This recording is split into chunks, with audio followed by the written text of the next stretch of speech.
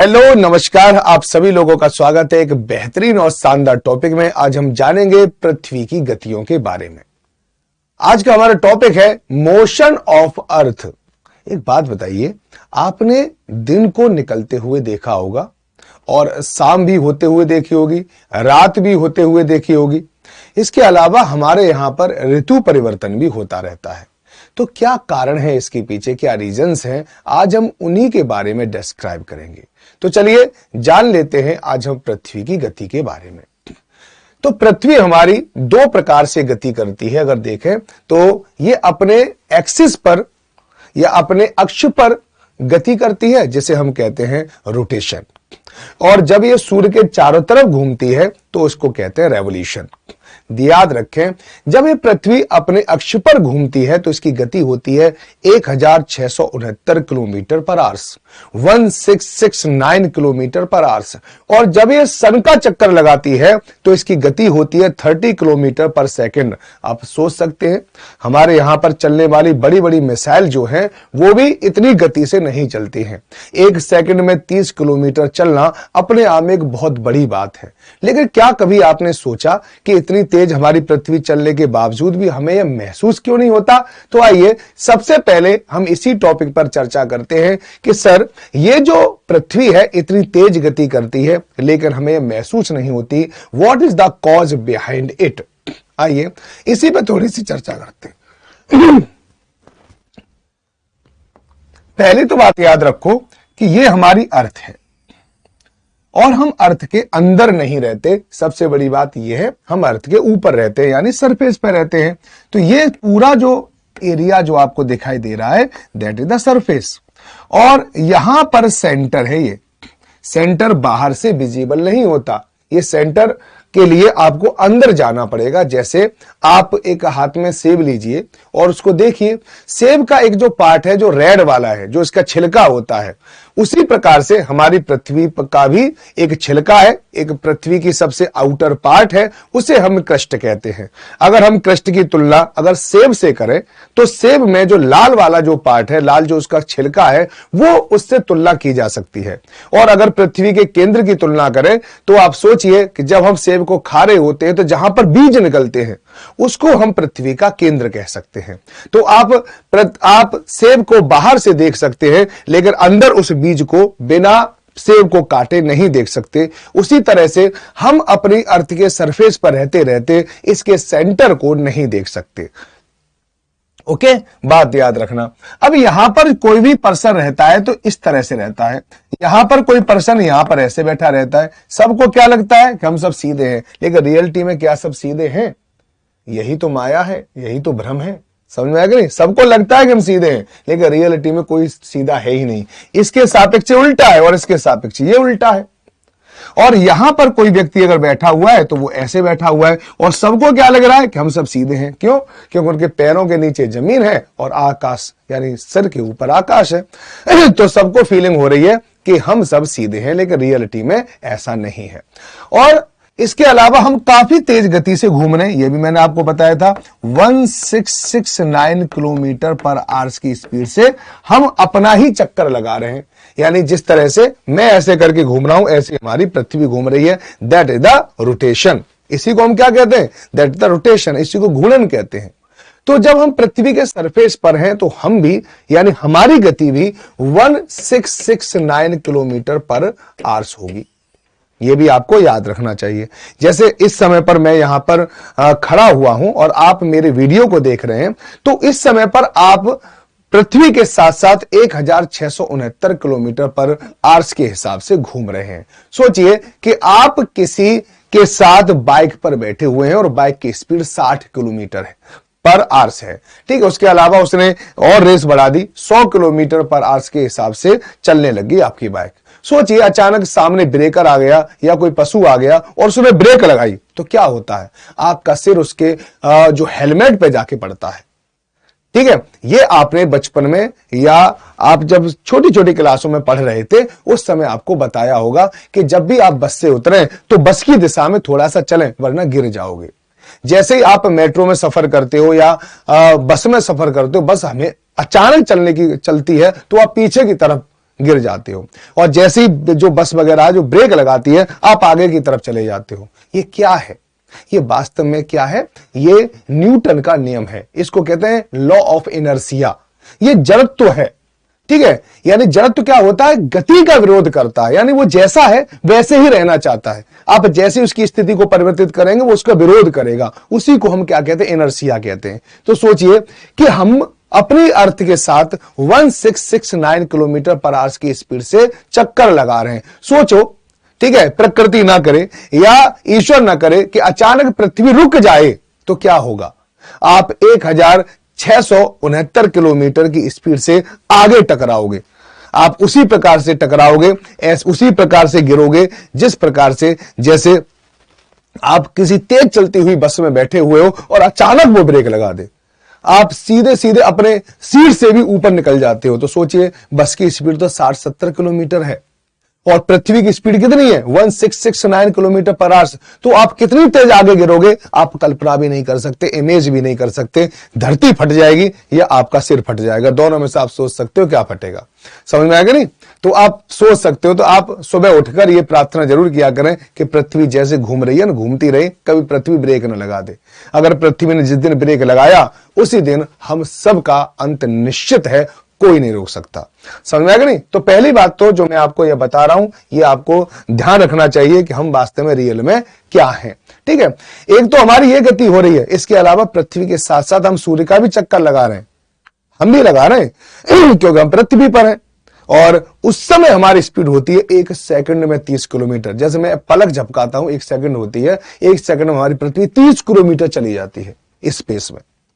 तो ये मत सोचो पृथ्वी बहुत तेज चलती है। सूरज तो 226 किलोमीटर के हिसाब से चलता है, 226 किलोमीटर 1 सेकंड में। इसी तरह से बहुत सारे सेलेस्टियल बॉडी हैं, उनकी गति काफी तेज होती है। ठीक है, लेकिन दोबारा से हम उसी प्रश्न पर, उसी क्वेश्चंस पर लौट आते हैं कि why we not feel earth movement, ऐसा क्यों है? ठीक है, आइए पहले तो समझते हैं कि मूवमेंट यानी गति कैसे कहते हैं। तो गति बराबर होता है दूरी बट्टे समय, speed equal to distance upon time. ठीक है, अब मैं क्या है यहां पर खड़ा हुआ हूं, ये सरफेस पर हम खड़े हुए हैं, ठीक है नहीं, और ये हमारी पृथ्वी घूम रही है। तो मुझे एक बात बताओ, इस सरफेस और मेरे बीच में 24 घंटे के बाद कितनी दूरी हमने तय करी? तो मैं कहूंगा सर बिल्कुल दूरी तय नहीं करी, मैं तो यहीं पे खड़ा हूं। ठीक है, थोड़ा बहुत मैं घर पे चला जाऊंगा, 2-4 किलोमीटर हो जाएगा। सोचना इस बात को। अभी मैं 1 घंटे तक अगर मैं यहीं पर खड़ा रहूं या 24 घंटे में यहीं पर खड़ा रहूं, तो ये जो सरफेस है, ठीक है, यहां पर मैं खड़ा हूं, ठीक है, मैं और मेरे सरफेस के बीच में कितना डिस्टेंस आया? गति के लिए क्या होनी चाहिए? डिस्टेंस आनी चाहिए। तो मेरे और मेरे सरफेस के बीच में, मेरे और मेरे धरातल के बीच में 24 घंटे के बाद डिस्टेंस कवर कितनी होती है? 0। 24 घंटे में तो स्पीड बराबर क्या हो जाएगी? 0। यही रीजन है कि मेरे और इस सरफेस के बीच में क्योंकि डिस्टेंस नहीं आती है, इस कारण यहां पर मेरे और सरफेस के बीच में स्पीड 0 रहती है। और जब स्पीड 0 है तो मुझे कैसे महसूस होगा कि हमारी पृथ्वी चल रही है? पहली बात समझ में आएगी नहीं? क्योंकि relative speed between me and surface, ठीक है, आर 0 यानी इज 0, ये 0 है। इस कारण हमें ये पहली बात है कि महसूस नहीं होता। द फर्स्ट रीजन इज, इसके पीछे पहला रीजन ये है। ठीक है, अब देखिए दूसरा रीजन क्या है कि हमारी पृथ्वी की जो वेलोसिटी है, जो पृथ्वी की जो गति है, जो पृथ्वी की जो स्पीड है, ठीक है ना, जो पृथ्वी की गति है और पृथ्वी की जो स्पीड है वो अगर हम देखें तो यूनिफॉर्म रहती है, वो बदलती नहीं है। ठीक है, दूसरा कौन सा आएगा? Uniform velocity. याद रखना इस बात को, यूनिफॉर्म वेलोसिटी होगा, यानी एक समान गति होती है। और अगर एक समान गति होगी तो इसको भी हम महसूस नहीं कर सकते। रीजन क्या है कि आप अगर किसी ट्रेन में बैठे हुए हो और ट्रेन बिल्कुल ब्रेक न लगाए तो आपको महसूस ही नहीं होता है, क्योंकि यूनिफॉर्म में क्या होता है कि एक समान गति से हमारे वो चल रहा है, ठीक है, लगातार चल रहा है। आप देखो कभी भी किसी बस में बैठे हो, आप किसी ट्रेन में बैठे हो या हवाई जहाज में बैठे हो, हवाई जहाज जब यूनिफॉर्म गति करता है तो आपको ऐसा लगता है कि हवाई जहाज चल ही नहीं रहा। आप उसके सरफेस को देखोगे तो फील ही नहीं होगा। अचानक ब्रेक लगती है ना, अचानक ब्रेक लगती है तब जाकर हमें एहसास होता है, क्योंकि हमारे इनर्शिया में परिवर्तन होता है, चेंज इन द इनर्शिया, जड़त्व में। इस कारण जड़त्व की वजह से होता है परिवर्तन, जड़त्व की वजह से इस तरह से हमें फीलिंग आती है। तो हमारी अर्थ यूनिफॉर्म वेलोसिटी से गति करती रहती है, ठीक है, यूनिफॉर्म वेलोसिटी है, इस कारण उसमें चेंजिंग नहीं आती और इस कारण हमें ये महसूस भी नहीं होती। तो दूसरा क्या है, पहला तो रिलेटिव स्पीड दोनों में क्या है, 0 है, और दूसरा क्या है, यूनिफॉर्म वेलोसिटी है। इस वजह से भी हमें ये नहीं पता चलता कि पृथ्वी गति कर रही है, ठीक है नहीं। तीसरा क्या है, तीसरा ये है कि हम किसी गति के लिए किसी को इनिशियल पॉइंट तो मानेंगे, क्योंकि डिस्टेंस कवर करनी है, स्पीड बराबर डिस्टेंस अपॉन टाइम है, तो इनिशियल पॉइंट तो मानेंगे। हम अगर ट्रेन में बैठते हैं या बस में अगर हम बैठते हैं, तो मान लो कि सामने एक पेड़ है, तो उस पेड़ को हमने इनिशियल पॉइंट मान लिया और वहां से बस चली, 1 घंटे में कितनी दूर चली, तो हम इनिशियल पॉइंट माना ना, तो इसलिए हमें पेड़ पीछे चलता हुआ दिखाई देता है, गाड़ी आगे चलती हुई दिखाई देती है, दोनों के बीच में हमने दूरी निकाल ली घंटे के बाद, ठीक है, और उससे निकल आई हमारी स्पीड। अब हमारा सरफेस इतना बड़ा है कि हम इनिशियल पॉइंट कैसे माने। मान लो मेरे सामने पेड़ है, तो पेड़ भी इतनी तेज घूम रहा है, मेरे सामने कोई सामने बैठा है तो वो भी तेज घूम रहा है, मेरे सामने जो कैमरा है वो भी मेरे बराबर तेज घूम रहा है, क्योंकि पृथ्वी पर यही भी है। तो इनिशियल पॉइंट नहीं माना जा सकता, क्योंकि अर्थ का जो सरफेस है काफी वास्ट है।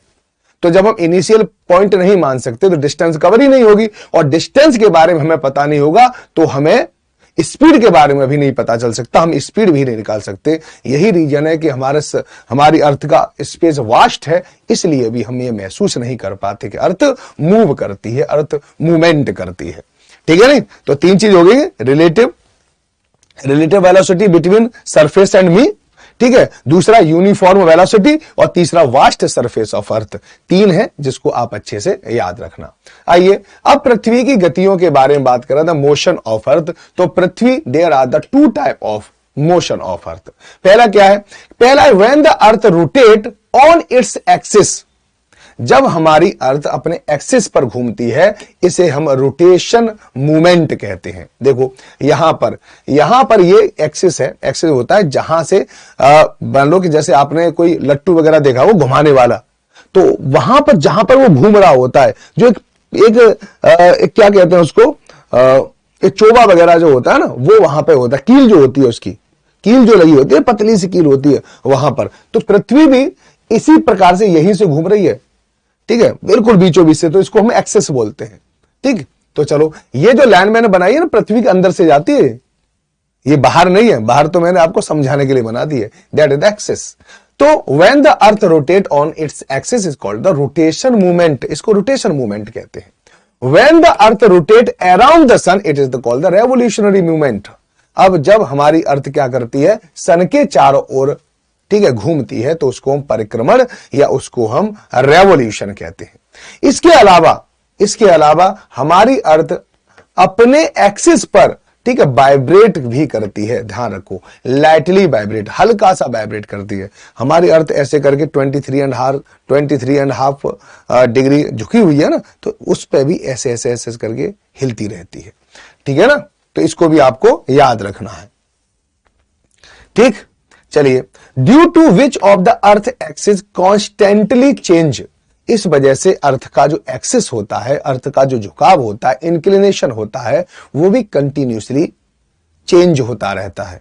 अभी हमारी अर्थ का जो इंक्लिनेशन है वो 23.5 के आसपास है, लेकिन हमेशा ये 23.5 डिग्री नहीं रहता, ये 24 तक हो जाता है, कभी 22 तक भी हो जाता है, ओके। और ये पूरा जो एक चक्र है वो 41,000 वर्षों का होता है। तो ये उसको हम कहते हैं इंक्लिनेशन साइकिल भी बोलते हैं, इसको मैं आगे डिस्क्राइब भी करूंगा, ठीक है नहीं। चलिए सबसे पहले मैं यही बता दूं पृथ्वी के झुकाव के बारे में, ओके। चलो अब आइए, यहां पर आपको एक लाइन दिखाई दे रही होगी, इसको थोड़ा सा आप देखिए और थोड़ा सा समझने का भी प्रयास कीजिए। यहां पर एक लाइन जा रही है ये, ठीक है। ये जो लाइन है ना, ये लाइन क्या है, इसको कहते हैं ऑर्बिटल प्लेन। क्या बोलते हैं उसको, ऑर्बिटल प्लेन।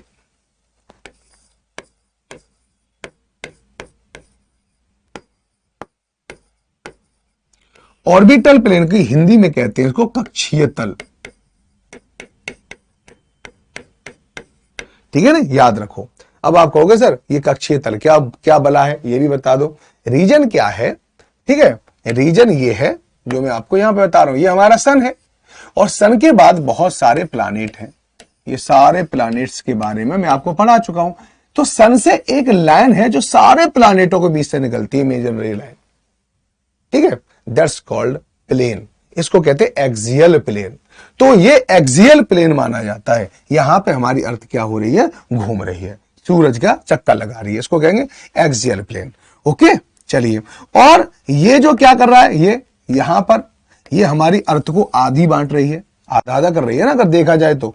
इसको कहते हैं ऑर्बिटल इक्वेटर, इसको कहते हैं कक्षीय भूमध्य रेखा, ऑर्बिटल इक्वेटर। ध्यान रखना, इसको क्या कहेंगे, ऑर्बिटल इक्वेटर। ये ध्यान रखना है आपको, ठीक है। अब चलिए, यहां पर क्या हुआ कि ऑर्बिटल इक्वेटर पर हम एक 90 डिग्री का लंब बनाते हैं, 90 डिग्री यानी वर्टिकल एक लाइन खींचते हैं। ये हमने खींच दी वर्टिकल लाइन, दिखाई दे रही, किस पर, हमने ऑर्बिटल इक्वेटर पर खींची है। तो यहां पर कितना डिग्री बनेगा, 90 डिग्री। कितना बनेगा ये, 90 डिग्री। तो यहां पर जो हमने लाइन खींची है, हम उसको क्या कहेंगे, उसको कहेंगे orbital axis. That is called कक्षीय अक्ष, इसको हम कहते हैं ऑर्बिटल एक्सिस।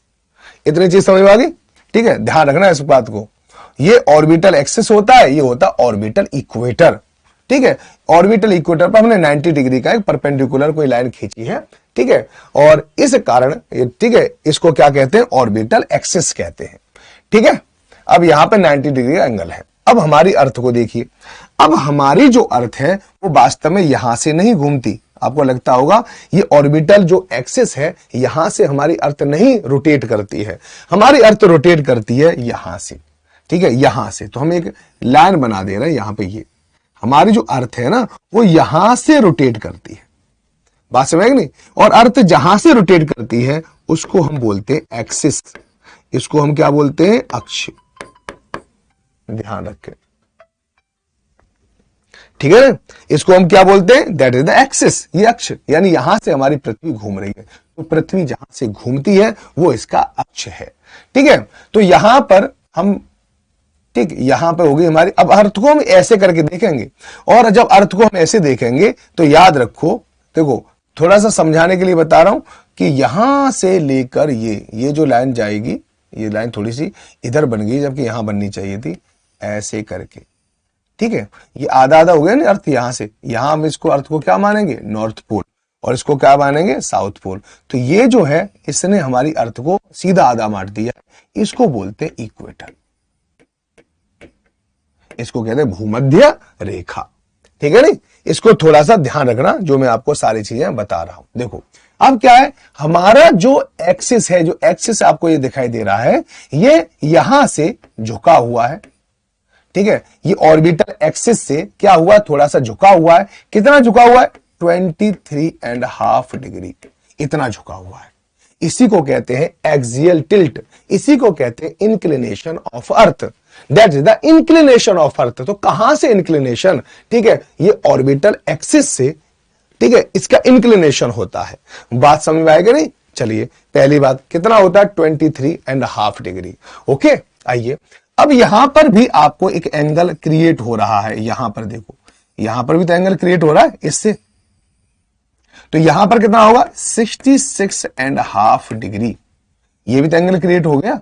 तो इसको क्या कहेंगे, इसको कहेंगे ऑर्बिटल इंक्लिनेशन, यानी हमारी अर्थ ऑर्बिट से कितना इंक्लिनेशन कर रही है, कितनी झुकी हुई है ऑर्बिट से, ठीक है ना।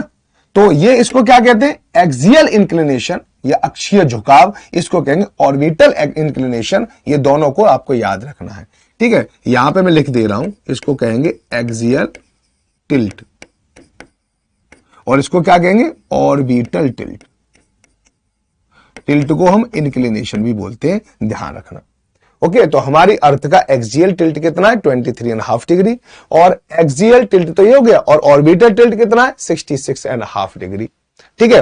अब आप एक चीज जरूर याद रखना कि यहां पर ये हमारा क्या दे रखा है, ऑर्बिटल, यहां पर क्या दे रखा है, एक्सिस। अगर एक्सिस बढ़ेगा, ठीक है, तो ऑर्बिटल टिल्ट घटेगा, ठीक है। अगर ऑर्बिटल टिल्ट ये बढ़ेगा तो हमारा एक्सियल जो टिल्ट है वो घटेगा। यहां पर आप देख लो 90 डिग्री तो रहेगा, अगर इसको बढ़ा देंगे तो ये कम हो जाएगा, इसको बढ़ा देंगे तो ये कम हो जाएगा, ये भी ध्यान रखना। यानी जिन प्लैनेट के जो एक्सियल जो टिल्ट है वो कम है तो उनका ऑर्बिटल जो इंक्लिनेशन है वो ज्यादा होता है, ठीक है नहीं। और जिनका ज्यादा है एक्सियल टिल्ट, उनका ऑर्बिटल जो टिल्ट है वो कम होता है, ठीक है। अब बताओ इसमें कंफ्यूजन में तो नहीं आ रहे, इन दोनों को अच्छे से याद रखना। चलिए अब मैं क्या बता रहा था, मैं ये बता रहा था कि हमारी अर्थ का जो एक्सियल टिल्ट है, अक्षीय झुकाव है, वो 23.5 डिग्री है। लेकिन ये हमेशा ऐसा नहीं रहता, इसमें कंटिन्यूसली चेंजिंग रहती है और हमारी अर्थ यहां पे हल्का सा वाइब्रेशन महसूस करती है, ठीक है नहीं। ये पृथ्वी के चारों ओर गति करने के कारण इस प्रकार का वाइब्रेशन महसूस होता है, ठीक है। देखो यहां पर the axial inclination of earth is 23.30 degree. This axial inclination is not constant, ये कभी भी कांस्टेंट नहीं होता, इसमें कंटिन्यूसली क्या रहता है, चेंजिंग होती रहती है। ओके, चलिए चेंजिंग होती रहे। They vary from 22.1 degree to 24.5 degree. यानी ये जो चेंजिंग होती है वो 22.1 डिग्री से लेकर 24.5 डिग्री के बीच में रहती है। इसका मतलब है कि हमारी अर्थ का जो इंक्लिनेशन है कभी 22.1 हो जाता है, कभी 22.2 हो जाता है, कभी 22.3 हो जाएगा, कभी 22.5 हो जाएगा, कभी 20 क्या आ जाएगा 6, 7, 8 इस तरह से हो जाएगा, ठीक है। और फिर 23 भी हो जाएगा, फिर 23.1 हो जाएगा, 23.2 हो जाएगा, फिर 24 भी हो जाएगा, 21 भी हो जाएगा, 25 भी हो जाएगा। 25 से ज्यादा नहीं होगा, कभी 24.5 की जगह 24.6 नहीं होगा, ये फिर कम होने लगेगा, ठीक है। ये 24.5 से 24.4 होगा, 24.3 होगा, 24.2 होगा, 24.1 होगा। इसी प्रकार से इससे भी कम नहीं हो सकता, ये कभी भी 22 नहीं हो सकता, 22.1 ही रहता है। यानी हमारा जो एक्सियल टिल्ट है वो यहां से वेरी करता है, ठीक है, 22.1 से लेकर 24.5 तक। और ये एक चक्र बनाता है, यानी पहले यहां पे रहता है, फिर धीरे धीरे 24.5 पहुंच जाता है, फिर 24.5 से धीरे धीरे 22.1 हो जाता है। और इस पूरे साइकिल को करने में से 41,000 वर्ष लगते हैं। तो इसको हम इंक्लिनेशन साइकिल भी कहते हैं, जो आपको याद रखना है, ठीक है नहीं।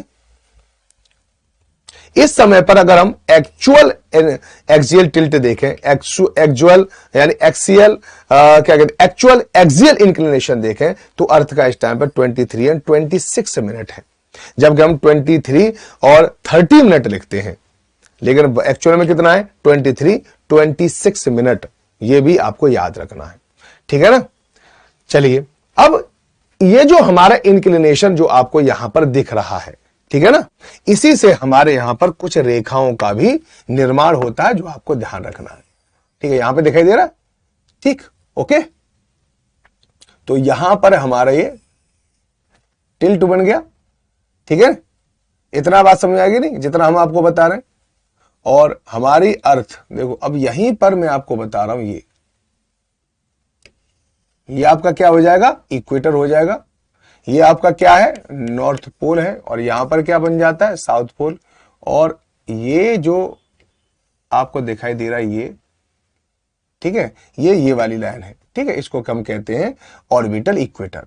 अब इसको मुझे दूसरी लाइन से बनाना चाहिए था समझाने के लिए, ठीक है। तो यहां से मैं आपको कोई दूसरी कलर लेके यहां पे बना दे रहा हूं, ताकि आप थोड़ा समझ जाए। इसको थोड़ा सा याद मत रखना बस। अब देखो यहां पर हमारी अर्थ कितनी झुकी हुई है, उसी से आपको पता चलेगा। यहीं से हमारी कुछ लाइनें ड्रॉ की जाती हैं, ठीक है ना। चलिए अब यहां से हम कुछ लाइनों को ड्रॉ करेंगे। बताओ कौन सी लाइन को ड्रॉ करेंगे। एक लाइन ड्रॉ करेंगे देखो यहां से, और एक लाइन ड्रॉ कहां से करेंगे, यहां से, ठीक है नहीं। तो ये क्या हो जाएगी, इसको कहते हैं कर्क रेखा, इसको क्या कहते हैं, मकर रेखा। तो वो यहीं से ड्रॉ होती है, आप देख लीजिए, समझ में आ गई। यानी हमारी अर्थ जितनी झुकी होगी उतना ही इसका एंगल होता है, ट्रॉपिक ऑफ कैंसर का, ट्रॉपिक ऑफ कैप्रिकॉर्न का। तो अभी हम बोलते हैं कर्क रेखा कितना, 23.5 डिग्री है, ओके। यही तो बोलते हैं हमारी कर्क रेखा 23.5 डिग्री है। तो 23.5 नहीं है एक्चुअल में, कितनी है वो 23 एंड 26 मिनट है रियल में देखा जाए तो। ओके, अब बताओ यहां पे समझ में आएगा नहीं, tropic of Cancer, tropic of Capricorn, ये सब है, ठीक है नहीं। अब एक और अगर आप यहां पे देखें तो देखो एक लाइन और बनाऊंगा जिससे कि आपको और चीज पता चल जाएगी। यहां से लाइन भी तो बनती है, यही तो लाइन बनती है। तो एक जो अगली लाइन बनाएंगे हम यहां से बनाएंगे ऐसे करके, एक कहां बनाएंगे, यहां से बनाएंगे, ये 66.5 डिग्री बन जाता है। देखो इन्हीं सब लाइनों का यूज हुआ कि नहीं और दूसरी लाइन बनाने में। इसको हम कहते हैं आर्कटिक सर्कल, इसको क्या कहते हैं अंटार्कटिक सर्कल। 66.5 डिग्री नॉर्थ और 66.5 degree south.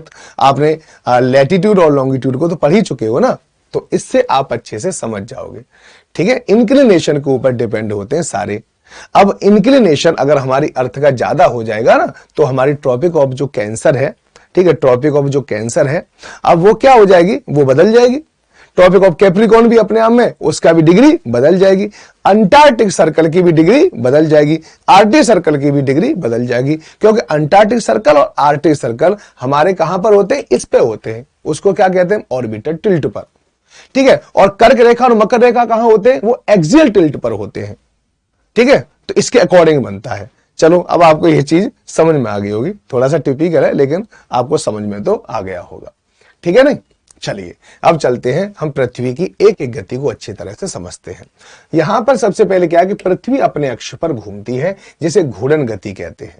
The earth rotate on axis which is called the rotation speed. The earth rotate 360 degree in 23 hours and 56 minute. हमारी अर्थ 360 डिग्री, ठीक है, कितनी देर में घूम जाती है, यानी एक चक्कर लगा लेती है अपना कंप्लीट 23 घंटे 56 मिनट में। This is the actual time of the rotation which is known as the, ठीक है, सेलेस्ट, इसको क्या कहते हैं हम, सिडरल डे। यानी हमारी अर्थ जितनी देर में अपना एक चक्कर लगा लेती है उसी को हम क्या बोलते हैं, सिडरल डे बोलते हैं।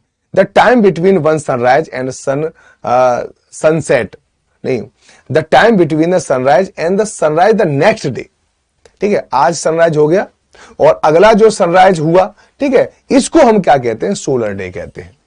आज कितने बजे सूरज निकला, कल कितने बजे सूरज निकलेगा, उसको हम सोलर डे बोलते हैं। लेकिन अर्थ हमारी कंप्लीट एक रोटेशन अपना पूरा कर ले उसको हम सिडरल डे बोलते हैं, नक्षत्र दिवस बोलते हैं, ठीक है, और उसको सूर्य दिवस बोलते हैं। The speed of rotation of earth 1670 kilometre पर आवर्स। ये मैं आपको लगातार बताता ही जा रहा हूं, ठीक है नहीं। अब कुछ कुछ चीजों को मैं अभी आपको थोड़ा सा और क्लियर करता हूं। आइए थोड़ी सी बात समझना। सबसे पहले तो हमें डायरेक्शन याद रखनी होगी, क्योंकि ज्योग्राफी पढ़ते समय डायरेक्शन ना याद हो तो फिर बेकार है। North, south, east and west. अब देखिए हमारी अर्थ कैसे घूम रही है। हमारी अर्थ वेस्ट से ईस्ट की ओर घूम रही है, वेस्ट से ईस्ट की ओर। चलिए अर्थ वेस्ट से ईस्ट की ओर आ रही है, तो सबसे पहले सूरज कहां, किन हिस्सों पर आएगा। अगर मान लो सूरज की जगह में यहां पे एक रिमोट है जिसको मैं यहां पर ऐसे करके बना दूं, ऐसे रख दूं, तो बताओ ये वेस्ट है और ये ईस्ट है, तो सबसे पहले ईस्ट वाला पार्ट सूरज के सामने आएगा। देखो सब आ रहा है कि नहीं।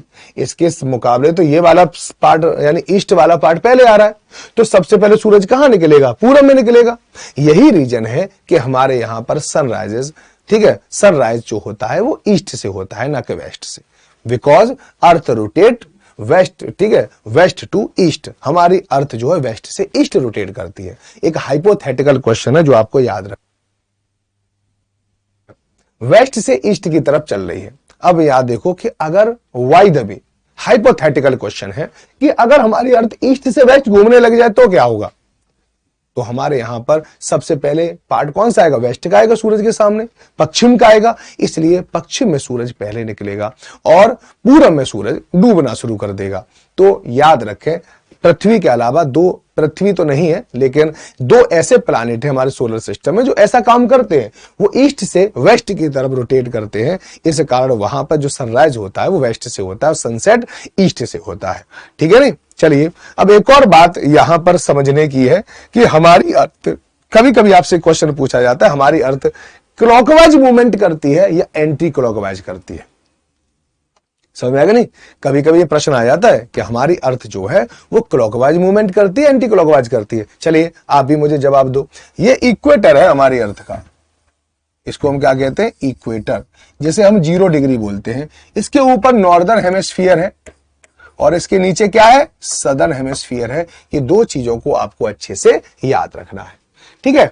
अब बताओ, अर्थ हमारी, अगर ऊपर आप खड़े हो जाओ, यहां पर अगर आप खड़े हो, ठीक है, तो आप अर्थ को देखो, नॉर्दर्न हेमिस्फीयर से अर्थ को देखो, तो अर्थ ऐसे करके घूम रही है, ऐसे घूम रही है ना। इसको क्या कहते हैं, एंटी क्लॉकवाइज। तो अगर आप ऊपर बैठे हो या नॉर्दर्न हेमिस्फीयर में देखोगे तो हमारी अर्थ एंटी क्लॉकवाइज घूमती है, ठीक है। अगर आप सदर्न हेमिस्फीयर पे देख लो, यहां पे पैर खड़े होकर लो, ठीक है। अब देखो अपने अर्थ को गौर करके देखो, ऐसे उलट के देखो, बिल्कुल उल्टे, और ऐसे करके अर्थ घूम रही है, ऐसे घूम रही है ना। ऐसे का मतलब क्या होता है कि ऐसी तो हमारी सुई की घड़ी ऐसी तो चलती है, तो सदर्न हेमिस्फीयर में हमारी अर्थ क्लॉकवाइज घूमती है, ध्यान रखना, ओके। इसलिए कभी यह नहीं कहना चाहिए कि हमारी अर्थ एंटी क्लॉकवाइज घूमती है। का अगर आपके यहां ग्लोब है तो ग्लोब को घुमा के देखो, आप सदर्न हेमिस्फीयर से देखो, ठीक है, सदर्न गोल से पोल से देखो, और आप नॉर्थ पोल से देखो। नॉर्थ पोल से देखोगे तो हमारी अर्थ एंटी क्लॉकवाइज रोटेट करती है, और साउथ पोल से देखोगे तो ये क्लॉकवाइज रोटेट करती है। रट लेना, याद रखना, क्योंकि इसका आगे जो विंड सर्कुलेशन में बहुत ज्यादा यूज होगा, इसको भूलने की कोशिश न करें, ठीक है। इतने कॉन्सेप्ट समझ में आ गए कि नहीं? ये काफी डेप्थ में आपको कॉन्सेप्ट समझा रहा हूं एक चीज को, ताकि क्रिस्टल क्लियर आपके लिए हो जाए। नॉर्दर्न हेमिस्फीयर में अर्थ हमारी एंटी क्लॉकवाइज, और सदर्न हेमिस्फीयर में ये क्लॉकवाइज घूमती है, ओके। चलो, अब एक और चीज है कि हमारी अर्थ की जो स्पीड होती है वो कितनी होती है, 1669 किलोमीटर पर आवर्स, ये हम मान लेते हैं, ठीक है। तो हमारी अर्थ पर ये बहुत सारे और भी तो लैटिट्यूड हैं, और यहां पर बिल्कुल क्या आ जाता है, हमारा नॉर्थ पोल, और इस तरह से हम चलते जाए तो यहां पर क्या आ जाता है, साउथ पोल, ठीक है नहीं। तो मैं आप ये पूछ रहा हूं कि सभी अक्षांशों पर, सभी लैटिट्यूड्स पर क्या हमारी अर्थ की जो वेलोसिटी है वो सेम रहती है? क्या 1669 किलोमीटर पर आवर्स के हिसाब से हमारी अर्थ रोटेट करती है, या चेंजिंग आती रहती है? तो इसका आंसर क्या है? इसका आंसर यह है कि चेंज होता रहता है। हमारी जो अर्थ की जो गति है, जो हमारी अर्थ की जो वेलोसिटी है, सब जगह सेम नहीं है।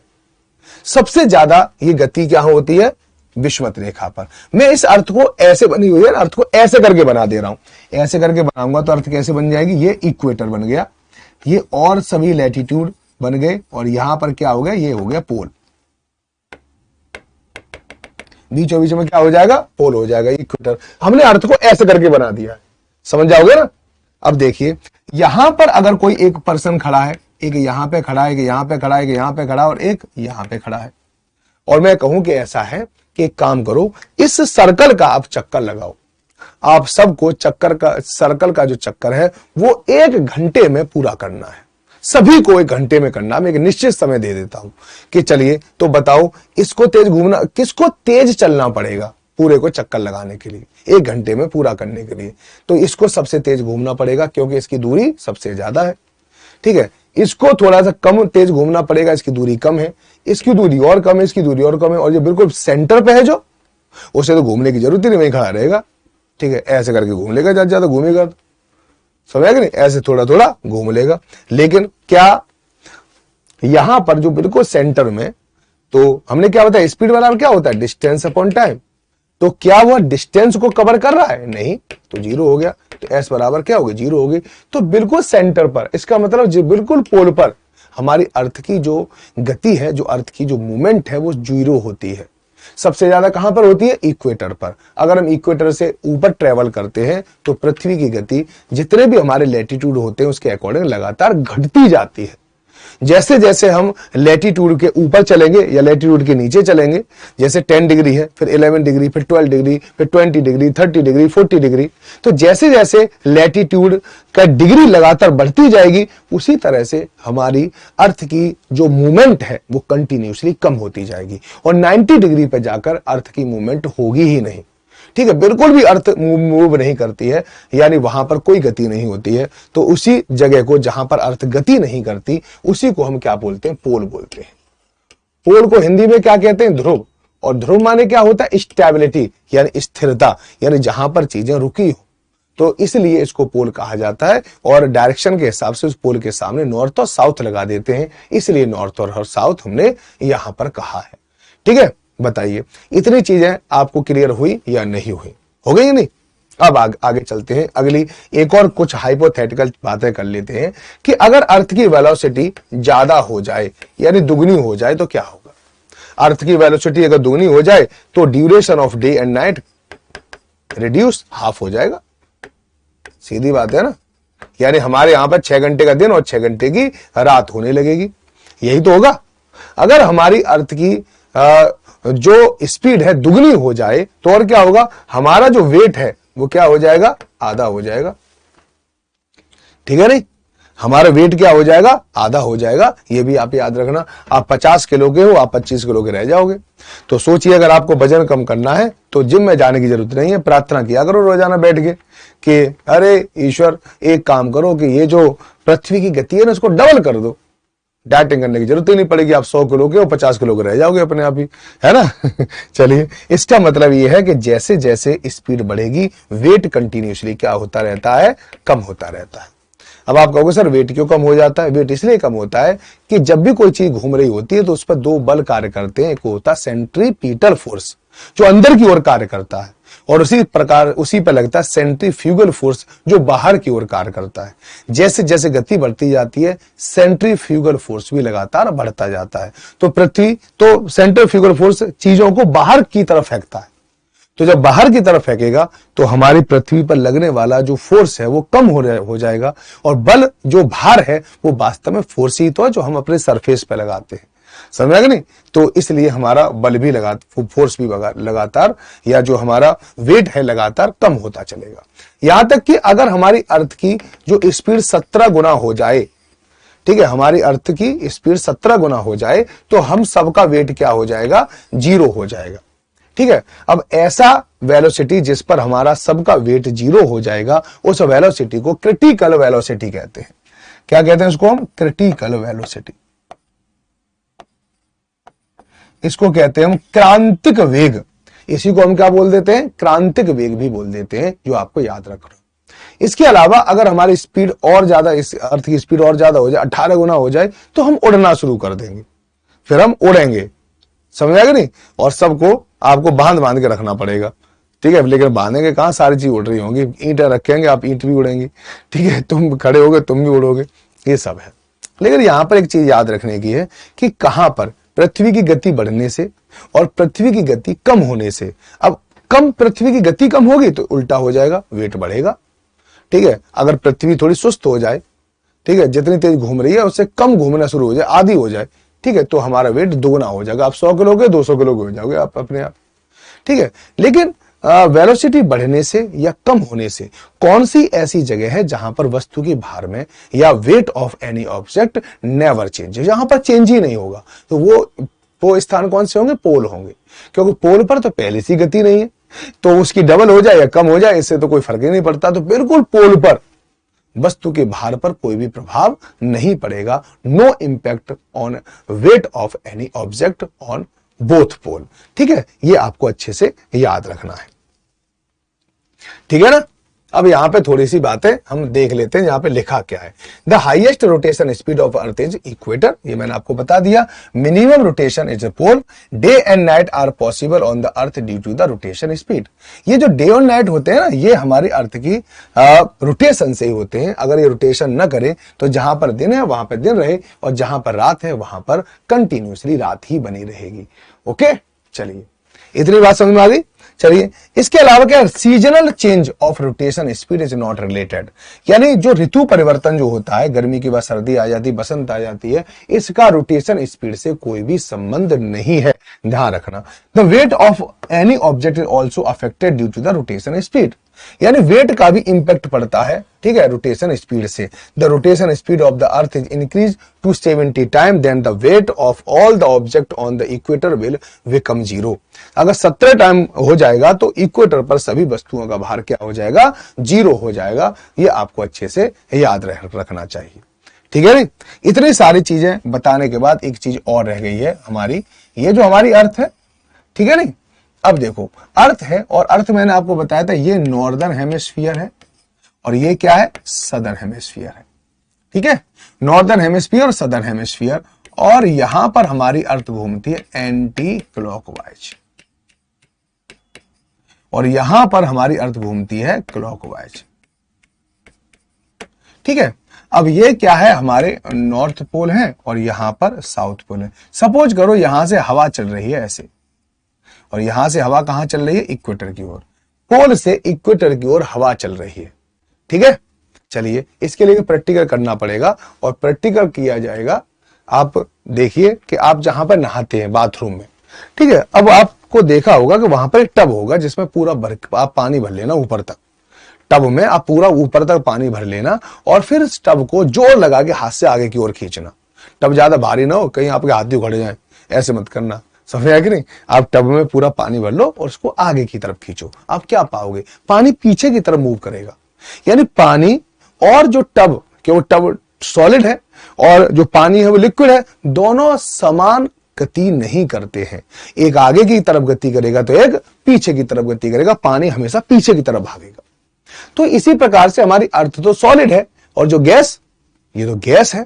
ठीक है, तो ये साथ साथ गति तो करेंगे नहीं, ये उल्टी गति करेंगे। अगर हमारी अर्थ क्या है, ये एंटी क्लॉकवाइज घूम रही है, तो हमने टब को हमने आगे खींचा था तो पानी पीछे गया था। तो अगर यहां पर हमारी अर्थ कैसी घूम रही है, एंटी क्लॉकवाइज घूम रही है, तो यहां से चलने वाली जो विंड है, ये क्या है अपने आप में, विंड। ये क्या है अपने आप में, विंड। तो क्या होगा, तो विंड कैसे टर्न हो जाएंगी, विंड की बात कर रहा हूं, विंड टर्न, ये क्लॉकवाइज हो जाएंगी, उल्टी। क्लॉकवाइज का मतलब क्या होता है, राइट हैंड, तो ये राइट हैंड की तरफ मुड़ जाएंगी। ठीक है, और यहां पर क्लॉकवाइज चल रही है हमारी अर्थ, तो ये कैसी घूम जाएंगी, एंटी क्लॉकवाइज घूम जाएंगी। ठीक है, नहीं, एंटी क्लॉकवाइज का मतलब क्या होता है, लेफ्ट होता है। ये आपको याद रखना है। ठीक है, तो ये भी याद रखना, ये due to the Coriolis force, आगे जाके हम इसका चर्चा करेंगे। पृथ्वी के घूमने से कोरियोलिस बल पैदा होता है। ठीक है, और उसी की वजह से ये सारी चीजें होती हैं, डिफ्लेक्शन होता है, यानी हमारी हवाएं घूम जाती हैं। अब देखो, ये पवन है और पवन की तरफ आप मुंह करो तो इसमें क्या है, राइट हैंड की तरफ मुड़ जाएंगी। तो देखो इधर है राइट हैंड, तो ऐसे करके हवाएं मुड़ जाती है। ओके, और यहां पर कैसे मुड़ रही है, ये लेफ्ट हैंड पे, तो यहां पे देखो लेफ्ट हैंड किधर है मेरा, ये, तो हवा ऐसे करके मुड़ जाएगी। तो ये भी आपको याद रखना है। ठीक है, नहीं, चलिए, तो यहां पर भी आपको कुछ चीजें याद रखनी है। पृथ्वी की गति से, पृथ्वी की गति से पहले तो क्या दिन और रात होता है, वेट में भी परिवर्तन होता है, और इसके अलावा हमारी जो हमारी विंड होती हैं उसके मूवमेंट भी, ठीक है, टर्न हो जाते हैं, यानी वो भी टर्न हो जाती है। यानी नॉर्दर्न हेमिस्फीयर में जो हमारी विंड है वो राइट हैंड की तरफ टर्न होगी, और यहां पर वो लेफ्ट हैंड की तरफ टर्न हो जाती है। ठीक है, इसकी बात याद रखोगे ना। इसके अलावा एक और चीज है जो भी आपको पता होना चाहिए कि हमारी पृथ्वी पर क्या है, वाटर भी है, जल भी तो भरा हुआ है पूरे पर। तो हमारी सबसे ज्यादा गति कहां पर होती है, इक्वेटर पर। तो यहां पर कैसे होती है, वेस्ट टू ईस्ट हमारी अर्थ घूमती है, तो यहां का जो पानी है वो उल्टा घूमता है। सीधी बात है, वो ईस्ट की तरफ चलने लग जाता है, और यहां से पानी मूवमेंट करने लग जाता है समुद्र का। और समुद्र का पानी जब मूवमेंट करता है, एक निश्चित दिशा में मूवमेंट करता है, तो उसको कहते हैं करंट। तो इससे ओशियन करंट भी पैदा होती है due to the rotation of earth. तो रोटेशन ऑफ अर्थ से केवल दिन और रात नहीं होता, ये भी काम होता है, वो चीज मैं आपको यहां पर बता रहा हूं। चलिए, एक और फेनोमेना है जो आपको पता होना चाहिए, what is the difference between a sidereal and solar day. देखो यहां पर मैं आपको बता रहा हूं कि हमने यहां पर सूरज निकला, देखो एक पॉइंट है ये, यहां पे सूरज निकला। ठीक है, अब इस पॉइंट ने चक्कर लगाना शुरू कर दिया, पूरा चक्कर लगाया, और ये चक्कर यहां के हिसाब से देखेंगे तो यहां से क्या होगा, 360 डिग्री यहीं पर आ जाएगा। ओके, बात समझना, इस बात 360 डिग्री तो समझते हो ना, ये 360 है।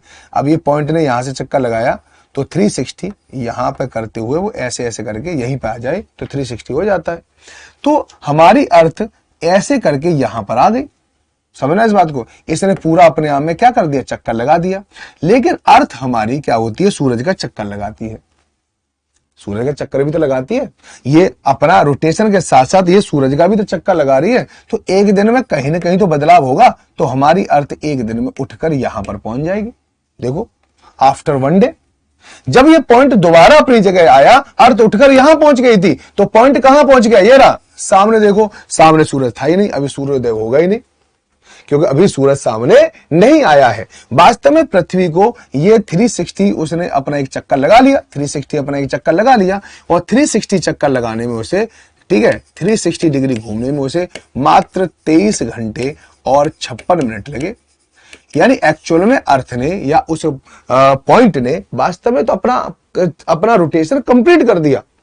ये एक्चुअल रोटेशन है हमारी अर्थ का, तो एक्चुअल रोटेशन उसका पूरा हो गया 23 आवर्स एंड 56 मिनट। लेकिन इसी समय पर सन तो सामने आए नहीं, सन तो सामने आए नहीं, यहां पर कोई ना कोई और स्टार सामने आया होगा। बहुत सारे स्टार हैं हमारे यहां पर, ठीक है। तो स्टार से बनता है सिड्रल, तो इसी को कहते हैं सिड्रल डे, तो इसको कहते हैं नक्षत्र दिवस। और नक्षत्र जो दिवस है हमारा कितना होता है, 23 घंटे 56 मिनट का होता है। लेकिन अब आपको सूरज के सामने आना, क्योंकि सूरज पे तभी सुबह निकलेगी ना, अभी थोड़ी निकलेगी। तो इस पॉइंट को यहां तक आना पड़ता है, इस पॉइंट को यहां पर चलना पड़ता है, ठीक है नहीं। तो इस पॉइंट को यहां तक आने में 4 मिनट एक्स्ट्रा लग जाते हैं।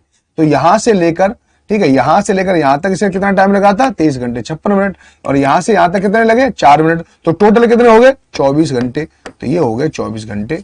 तो अब सूरज, ठीक है, सामने था और फिर दोबारा सूरज कहां आ गया, उस पॉइंट के सामने आ गया। इसको कहते हैं सोलर डे, इसको कहते हैं सौर दिवस, ठीक है नहीं। इसको आप याद रखना। और यहां पे देख लो क्या क्या डेफिनेशन लिखी हुई है। सौर दिवस पृथ्वी को सूर्य के सापेक्ष अपनी धुरी पर घूर्णन पूरा करने में लगने वाले समय की अवधि है। यह 2 क्रमक सौर दोपहर के बीच का समय का अंतराल है। यह तब होता है जब सूर्य किसी दिए गए स्थान पर आकाश में अपने उच्चतम बिंदु पर पहुंच जाता है, और एक दिन की लंबाई लगभग 24 घंटे है, जो हमारे मानक समय माप प्रणाली का आधार है, ठीक है नहीं। हम जो समय का मापन करते हैं 24 घंटे के हिसाब से करते हैं, ना कि 23 घंटे 56 मिनट के हिसाब से। और ध्यान रखो कि आज सूरज मेरे सिर के ऊपर है, और कल दोबारा सूरज मेरे सिर के ऊपर आएगा, वो 24 घंटे में आएगा। तो इसी को कहते हैं सौर दिवस, जब सूर्य को रिलेटिव यानी माना जाता है। तो ये है सौर दिवस। और जब ये देखते हैं कि पृथ्वी, केवल पृथ्वी को देखते हैं कि पृथ्वी का पहला पॉइंट अपनी जगह पर कितनी देर में आ गया, पृथ्वी 360 डिग्री कब घूम गई, तो वो 23 घंटे 56 मिनट होता है, जिसे हम सिड्रल डे कहते हैं, ठीक है ना। चलिए, अब यहां सिड्रल डे है, तो ये मैंने अभी आपको यहां पर बता दिया है। चलिए, अब अगली बात करते हैं, उसको कहते हैं हम रेवोल्यूशन ऑफ अर्थ। रेवोल्यूशन का मतलब होता है कि सूरज हमारी पृथ्वी के चारों ओर घूम रहा है। नहीं, अब उल्टा बोल गया मैं। ये हमारा क्या है, सन है, और जो हमारी ये पृथ्वी है, ये हमारी पृथ्वी सन के चारों ओर घूम रही है ना। चलिए, अब जिस रास्ते से होकर ये घूम रही है, उस रास्ते को हम ऑर्बिट कहते हैं। ये जरूर याद रखना, जिस रास्ते से होकर घूमती है उसको ऑर्बिट कहते हैं। और ये वास्तव में जो ऑर्बिट है हमारी, वो जो है उसको कहते हैं हम दीर्घ वृत्ताकार या इलेप्टिकल पाथ। इसको हम क्या बोलेंगे, इलेप्टिकल पाथ बोलेंगे, दीर्घ वृत्ताकार, ठीक है, बोलेंगे इसे। अब दीर्घ वृत्ताकार की एक खासियत होती है कि एक बार 2 ऑब्जेक्ट के बीच में मिनिमम दूरी हो जाती है, और एक बार क्या हो जाती है, मैक्सिमम दूरी हो जाती है। ध्यान रखना, जैसे कि यहां पर दिखाया गया है। एक बार पास आ जाता है, यानी सूरज और पृथ्वी के बीच में न्यूनतम दूरी हो जाती है, और एक बार मैक्सिमम हो जाती है। मिनिमम दूरी होती है तब इन दोनों के बीच में दूरी होती है 14.70 करोड़ किलोमीटर, और जब मैक्सिमम दूरी होती है तो होता है 15.21 करोड़ किलोमीटर। ये मिनिमम और मैक्सिमम दूरी है, ठीक है, याद रखना। और इसको, जो मैक्सिमम दूरी है, इसको हम कहते हैं एपीहीलियन। क्या कहेंगे इसको, एपीहीलियन। और पास वाले को क्या कहेंगे, पेरीहीलियन। पास और पासे पेरी, तो ऐसे करके याद रखना। पास वाले को पेरीहीलियन बोलते हैं और दूर वाले को एपीहीलियन बोलते हैं। हिंदी में देखेंगे तो उसको कहते हैं अपसौर। अप दूर के लिए लगता है ना, इसलिए। और इसको क्या बोलते हैं, उपसौर, ठीक है। अब देखो, मैक्सिमम और मिनिमम को जोड़ दें, मैक्सिमम को और मिनिमम को जोड़कर 2 का भाग लगा दें, तो क्या आ जाएगी, एवरेज डिस्टेंस आ जाएगी। तो यहां पर हम एवरेज डिस्टेंस निकाल सकते हैं, दोनों को जोड़कर 2 का भाग लगा दें, तो average distance between sun and earth is 149.6 million kilometre. ये है, यानी 14.96 करोड़ किलोमीटर। ऐसे भी हम लिख सकते हैं 14.96 crore kilometre. It is the near about the 15 crore kilometre. ठीक है, 15 करोड़ किलोमीटर याद रखना। And the distance between sun and earth is also called astronomical union, जो मैं आपको बता चुका हूं। ठीक है नहीं, अब चलिए एक और चीज जान लो कि बताओ कि जब यहां पे मिनिमम डिस्टेंस है तो हमारी अर्थ पर गर्मी होगी या सर्दी होगी? तो आप निश्चित कहोगे सर पास से तो गर्मी होगी, लेकिन ऐसा नहीं है। दैट इज द, ये 3 जनवरी को पड़ता है और ये 4 जुलाई को पड़ता है। होनी चाहिए यहां पर गर्मी, लेकिन है सर्दी। इसका मतलब यह है कि सीजन चेंज में हमारी सूरज और पृथ्वी की दूरी का कोई भी रोल नहीं है। यहां से आपको यह अंदाजा लग गया होगा। ये दूर है तो यहां पे सर्दी होनी चाहिए, लेकिन 4 जुलाई है यानी यहां पे गर्मी पड़ रही होती है। इसका मतलब है डिस्टेंस का हमारे सीजनल चेंज से कोई रिलेशन नहीं है, ना ही रोटेशन का रिलेशन है और ना ही डिस्टेंस का है। दोनों को आप याद रखना। इसके अलावा जो अर्थ जो घूम रही है ना, सबसे ज्यादा स्पीड जब होती है जब इसके बीच में मिनिमम दूरी सबसे कम होती है। तो यहां पर अर्थ की स्पीड सबसे ज्यादा होती है और यहां पे अर्थ की स्पीड काफी कम होती है। ठीक है, सबसे कम। चलिए अब इतनी बात आपको यहां पर समझ में आ गई होगी, बाकी सारी चीजें मैंने यहां पे बता दी है। इसके अलावा क्या है कि इसे एक चक्कर लगाने में 365 दिन और 6 घंटे लगाती है। ये बच्चों वाला क्वेश्चन है, आपको पता ही होगा कि हर वर्ष 6 घंटे बच जाते हैं, तो 4 साल में 24 घंटे बच जाएंगे। 24 घंटे बराबर 1 दिन हो जाता है। अब 1 दिन का क्या करें? 1 दिन का हम क्या करते हैं कि फरवरी में, ठीक है, फरवरी में 1 दिन को जोड़ दिया जाता है और फरवरी को 29 का कर दिया जाता है। हर 4 वर्ष के बाद इसलिए लीप ईयर आती है। ठीक है, ये भी आपको याद रखना है। ठीक है नहीं, चलिए पृथ्वी की परिक्रमण गति यहां पर आपको दिखाई दे रहा होगा ये। ठीक है, ये मैंने आपको सब कुछ यहां पर बता दिया है। ठीक है, अब आ जाते हैं सीजनल चेंज पर। यानी सीजनल चेंज को मौसमी परिवर्तन नहीं कहते, यहां पे थोड़ा सा गलत लिखा हुआ है, इसको ऋतु परिवर्तन कहते। अब हमारे यहां पे देख लो तो हमारे यहां पर जनरली आपको क्या मिलेगी? समर सीजन मिलता है, ठीक है, विंटर सीजन मिलता है, हमारे यहाँ रेनी सीजन मिलता है, हमारे यहां पर आपको क्या मिलता है? स्प्रिंग मिलती है, बसंत। हमारे यहाँ पे आपको क्या मिलता है? ऑटम मिलता है यानी शरद मिलता है। यानी हमारे यहाँ पे लगभग 5 ऋतु तो यहाँ पर मौजूद हैं, जो लगभग 2-2 महीने के लिए आती है। ठीक है ना? तो आखिर ये ऋतु परिवर्तित क्यों होती है? क्या इसके पीछे रीजन है? तो ऋतु परिवर्तन के पीछे 2-3 कारक बहुत ज्यादा महत्वपूर्ण भूमिका निभाते हैं, जो आपको याद रखना है। ठीक है नहीं, ऋतु परिवर्तन के लिए 2-3 जो फैक्टर है ना, वो काफी महत्वपूर्ण भूमिका निभाते हैं। यहां पर आपको अच्छे से याद रखना क्या है। यहां पर ऋतु परिवर्तन के लिए नंबर 1 क्या होता है? रेवोल्यूशन। रेवोल्यूशन मैंने अभी आपको बता दिया है। ठीक है, दूसरा क्या होता है? इंक्लिनेशन, यानी पृथ्वी का झुकाव। दोनों है, रेवोल्यूशन भी होता है, इंक्लिनेशन भी होता है। और तीसरा होता है sun rays angle on earth, यानी हमारी पृथ्वी पर सन का एंगल कितना पड़ रहा है, इसका भी इंपैक्ट पड़ता है। ठीक है, सन का एंगल जो है, सन की रेज का जो एंगल होता है। आइए अब इसको थोड़ा सन रेज एंगल के बारे में मैं अभी आपको यहां पर बता दूं। तो देखो इस प्रकार से सन का एंगल बनता है। यहां पर जहां जहां दिखाई दे रहा है 90 डिग्री का एंगल बन रहा है यहां पर, तो इसी प्रकार से सन का एंगल बनता है। देखो अब सोचो, यहां पर ये दिखाई दे रहा है, देखो ये दिखाई देगा ऐसे, तो यहां पर 90 डिग्री का एंगल बनना है, फिर यहां पे जाता तो यहां पे बनता है, और फिर यहां चला जाता तो यहां पे बनने लग जाता है। तो सन की रेज का एंगल हमारी अर्थ के साथ साथ अलग अलग बदलता रहता है, ध्यान रखना। ठीक है, अब इसको मैं आपको एक प्रैक्टिकल के द्वारा बताता हूं ताकि आपको अच्छी से चीजें समझ में आ जाए। ठीक है नहीं, देखो कैसे समझाता हूं कि सुबह देखिए, सुबह के टाइम में देखोगे तो सन हमारे बिल्कुल सामने होता है, बिल्कुल सामने। ठीक है, बिल्कुल सामने होता है। और अगर देखोगे तो यहां पर जो सन है आएगा तो यहां पे 0 डिग्री का एंगल बनाएगा। देखो आएगा नहीं, सन की रेज यहां पे पड़ेंगे तो 0 डिग्री एंगल। अब उसके बाद क्या होगा? धीरे धीरे सन ऐसे करके एंगल बनाएगा, तो यहां पे कितना एंगल बन जाएगा? 90 डिग्री का। तो दोपहर में, यानी हम सरफेस लेते हैं सीधा, तो सुबह 0 डिग्री का एंगल बनता है और दोपहर में 90 डिग्री का एंगल बनता है। अब चलो यही बात बता दो मुझे कि सुबह ज्यादा ठंड पड़ती है या दोपहर में? तो आप कहोगे सर सुबह तापमान कम होता है और दोपहर तापमान ज्यादा होता है। इसका मतलब सन की जो रेज का एंगल है वो डिसाइड करता है टेम्परेचर ज्यादा होगा या टेम्परेचर कम होगा। अगर 0 डिग्री का एंगल बन रहा है, इसका मतलब है सीधे सीधे वहां पर टेम्परेचर कम है, और अगर 90 डिग्री का एंगल बन रहा है तो वहां पर टेम्परेचर ज्यादा है। ठीक है, इसी प्रकार से हमारा जो सूरज है हमारी पृथ्वी पर विभिन्न प्रकार के एंगल क्रिएट करता है। ओके, जैसे हमारी ये जो अर्थ है, और अर्थ में क्या है, ये 0 डिग्री है, यहां पर ये क्या है, ट्रॉपिक ऑफ कैंसर है, यहां पे कैप्रिकॉर्न है। तो सन का जो एंगल है 90 डिग्री का, 2 डेट ऐसी हैं जो बनता है, एक होता है आपका 21 मार्च और 23 सितंबर, यानी 21 मार्च और 23 सितंबर को सन के साथ इक्वेटर 90 डिग्री का एंगल क्रिएट करती है, यानी बनता है। अब यहां पर ऊपर चले जाए, यहां पर ये कर्क रेखा है, ट्रॉपिक ऑफ कैंसर है, और यहां पर बनता है आपका 21 जून को। ठीक है, 21 जून को ये बनता है।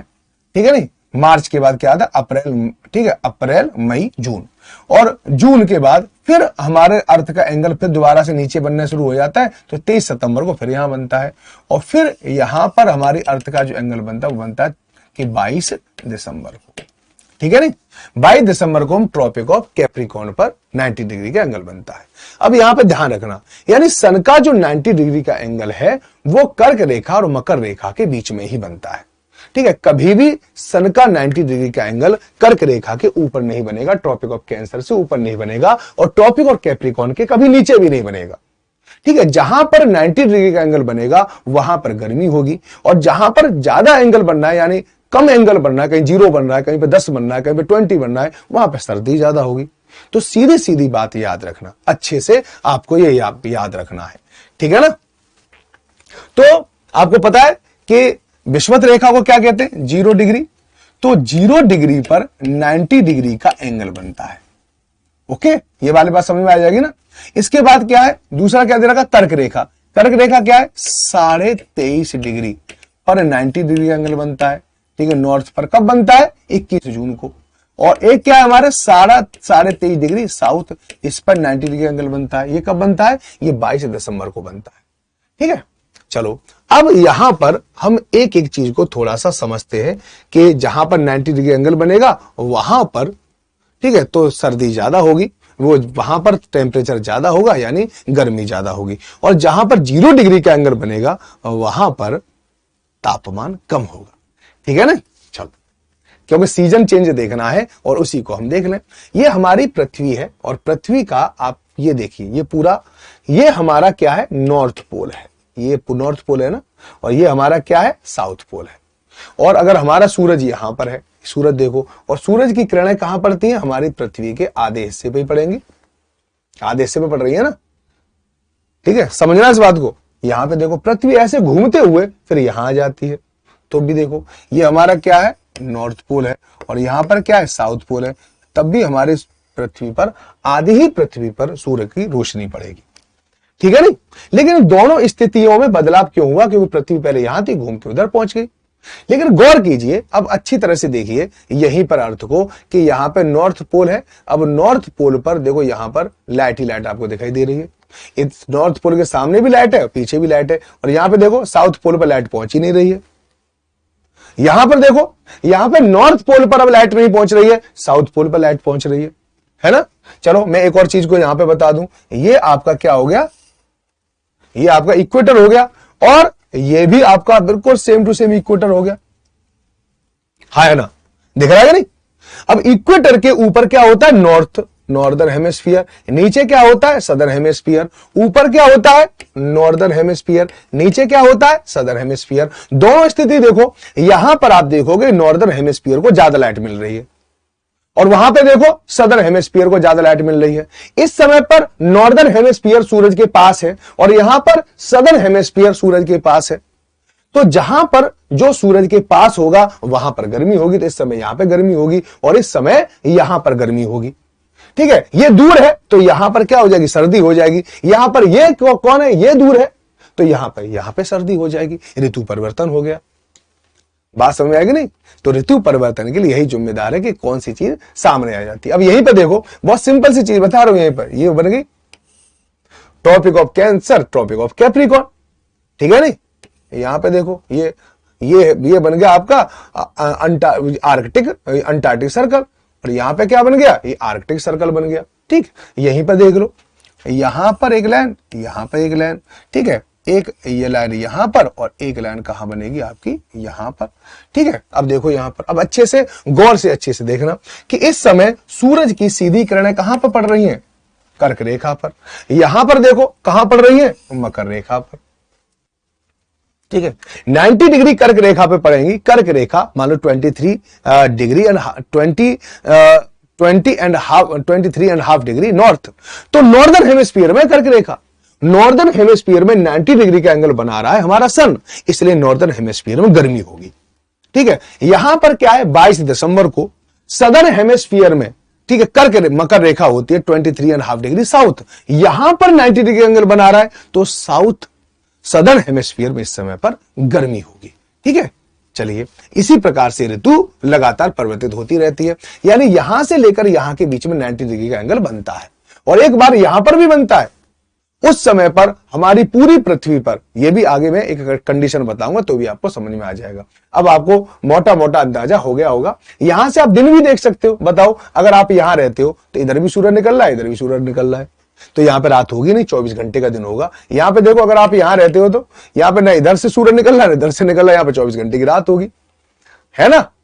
चलो यहां पर देखो, लाइनों को देखो, लाइनों को देखने से पता चल जाएगा आपको कि यहां पर कि दिन में लाइन बड़ी है, रात में छोटी है, दिन में लाइन बड़ी है, रात में छोटी है, तो यहां पर नॉर्दर्न हेमिस्फीयर में दिन बड़े होंगे, रात छोटी होगी। ठीक है, नहीं, दिन बड़े होंगे, रात छोटी होगी। और यहां पर भी देखो, इधर दिन बड़ा है और रात छोटी है, और यहां पर दिन छोटा है, रात बड़ी है। नॉर्दर्न हेमिस्फीयर में उल्टे होते हैं, अगर नॉर्दर्न हेमिस्फीयर में दिन बड़ा होगा तो सदर्न हेमिस्फीयर में दिन छोटा होगा। ठीक है, नॉर्दर्न हेमिस्फीयर में गर्मी पड़ेगी तो सदर्न हेमिस्फीयर में सर्दी पड़ेगी। इस प्रकार से ऋतुओं में परिवर्तन होता रहता है। ठीक है, इसको प्रदीप्ति वृत्त कहते हैं, जिससे हम वो करते हैं, इधर दिन है और इधर रात है। चलिए, ये इंक्लिनेशन है, इस प्रकार से हमारी पृथ्वी घूमते घूमते ऐसे करके लाइन चेंज होता रहता है, वो समझाने के लिए यहाँ पे बताया गया है। चलिए, सबसे पहले हम देखते हैं भूमध्य रेखा वाली सिचुएशन। भूमध्य रेखा वाली सिचुएशन ऐसी है। ठीक है, यानी 2 दिन ऐसे होते हैं, 2 दिन ऐसे होते हैं, कब कब, एक होता है आपका 21 मार्च को और एक होता है 23 सितंबर को।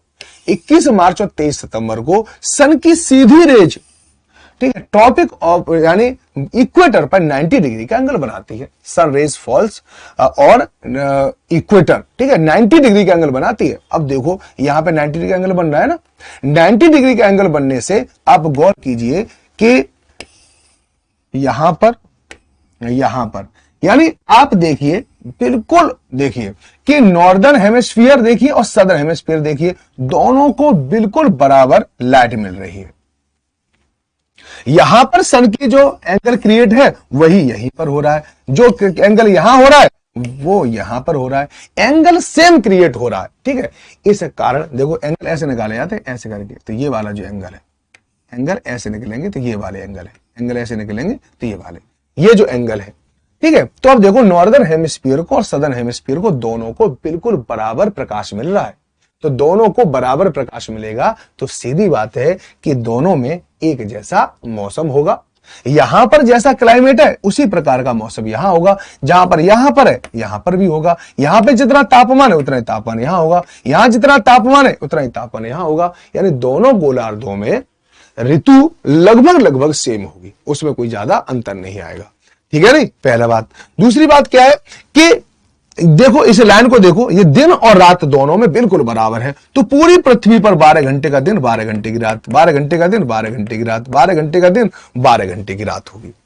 ठीक है, अब पूरी पृथ्वी पर दिन और रात बराबर होगा, इक्वल होगा, इसलिए इस समय को इक्विनॉक्स बोलते हैं, इसको हम विषुव बोलते हैं। ठीक है, नहीं, याद रखना। अब इसको सारी चीजों को यहां देख लो। The event occur on March 21 and the September 23. At that time, the direct rays on the sun fall on the equator, due to the which both of the northern hemisphere and the southern hemisphere receive the same amount of light. For this region, there are the similar region in the same place in the both hemisphere, and there are the 12 hours and day and 12 hours on the night on the whole earth. ठीक है, इसीलिए इसको क्या कहते हैं, equinox कहते हैं। ठीक है, ये भूमध्य रेखा नहीं कहते, इसको हम क्या कहते हैं, विषुव कहते हैं। ओके, क्या कहते हैं इसको, इस कंडीशन को विषुव कहते हैं और इंग्लिश में इसको कहते हैं इक्विनॉक्स। ठीक है। तो इक्विनॉक्स की घटनाएं अगर कभी आपसे पूछ ले कि कब होती हैं, तो 21 सितंबर और 21 मार्च और 23 सितंबर को होती हैं। और इस समय पर सन की जो रेज है वो 90 डिग्री का एंगल क्रिएट करती है हमारी इक्वेटर पर। ओके, चलिए अब अगली बात कर लेते हैं, इसको कहते हैं ग्रीष्म अयनांत। ठीक है, इसको कहते हैं समर सॉल्स्टाइस। समर सॉल्स्टाइस की ये वाली कंडीशन है, यहां पर आप अच्छे से समझ सकते हो। अभी जो मैंने आपको बताया था वही कंडीशन यहां पर बनती है, ठीक है नहीं। यहां पे जैसे हमारा सूरज है, तो मैं सूरज की सीधी किरणें मैं आपको यहां पे बता दे रहा हूं, यहीं पे पड़ेंगी, सीधी सीधी बात है, यहां तक पड़ेंगी बस, ठीक है। और ये क्या है हमारे, तो हमारी इक्वेटर ये रही भैया, ये रही, ठीक है, और ये रही, ये सारी लाइनें हैं। अब लाइन से देख लो, ये आपकी 0 डिग्री है, ऊपर नॉर्दर्न हेमिस्फीयर है, बताने की जरूरत नहीं है। अब वही बात है कि सन अगर यहां पर है, ठीक है, सन की सीधी रेज 90 डिग्री एंगल कहां बनाएगी, यहां पर बनाएगी, ठीक है नहीं। अब यहीं पर आप गौर करके यहां पे देख लो, बस इस समय नॉर्दर्न हेमिस्फीयर को ज्यादा लाइट मिल रही है, खूब अच्छे से दिखाई दे रही होगी आपको यहां से लेकर यहां तक। सदर्न हेमिस्फीयर को कम लाइट मिल रही है, और सीधी सीधी बात है कि नॉर्दर्न हेमिस्फीयर में दिन बड़ा होगा, ज्यादा देर तक टेम्परेचर मिल रहा है, इसलिए ज्यादा क्या होगी, यहां पर टेम्परेचर ज्यादा होगा, गर्मी का मौसम होगा, ज्यादा बड़ा दिन होगा, और सदर्न हेमिस्फीयर में दिन छोटा होगा, ठीक है। यहां से लेकर जो हमारा ये जो इसको क्या कहते हैं, इसको कहते हैं आर्कटिक सर्कल। आर्कटिक सर्कल में बिल्कुल भी सूरज नहीं डूबेगा, 24 घंटे का दिन होगा, ठीक है। यहां पर इक्वेटर पर 12 घंटे का दिन और 12 घंटे की रात होगी, लेकिन ऊपर चलने पर यहां पर दिन बड़ा होता चलेगा, रात छोटी होती चलेगी, दिन बड़ा होगा, रात छोटी होती चलेगी, और यहां पर 24 घंटे का दिन होगा। और नीचे जाने पर, ठीक है, यहां पर दिन छोटा होता चलेगा, रात बड़ी होती चलेगी, दिन छोटा रात बड़ी, दिन छोटा रात बड़ी, और यहां पर 24 घंटे की ही रात होगी, ठीक है। ये सारी कंडीशन है, ये इसको इक्विनॉक्स बोलते, इसको कहते हैं समर सॉल्स्टाइस, ठीक है। समर सॉल्स्टाइस को आप यहां पर कर सकते हो। The summer solstice also called the festive solstice in the mid summer occur when one of the earth poles has maximum tilt towards the sun. तो अर्थ का जो टिल्ट होता है, जो हमारे अर्थ का जो टिल्ट है यानी पोल जो है, वो ज्यादातर किसकी तरफ होते हैं, सन की तरफ होते हैं, और वहां पे लगातार सूरज निकलता रहता है, वहां पर रात ही नहीं होती। At the time the vertical rays of the sun falls on the tropic of Cancer due to which of the northern hemisphere get more light, ठीक है, and the light is form to the longer time due to the which the northern hemisphere has the longer day. The duration of day,